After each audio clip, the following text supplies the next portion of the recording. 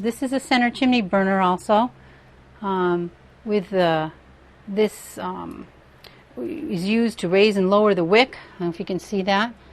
And the higher you raise the wick, the more flame you're going to get and more light.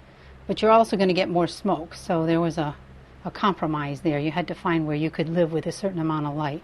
And then the chimney was also put on top of that burner, which would catch the smoke. And a lot of the kids' jobs back then were to clean the chimneys every day to get the smoke off from them, which was not any easy task. So these chimneys would hold the smoke and focus the smoke up through the top of the chimney. So that was the purpose for that.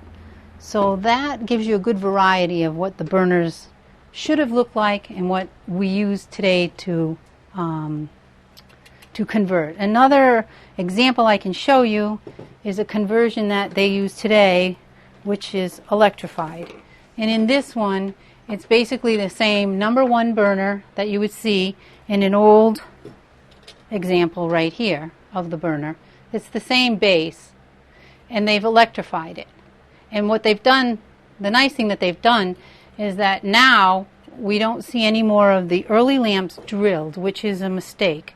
If you drill a lamp like this, you take the value away. It's not worth anything.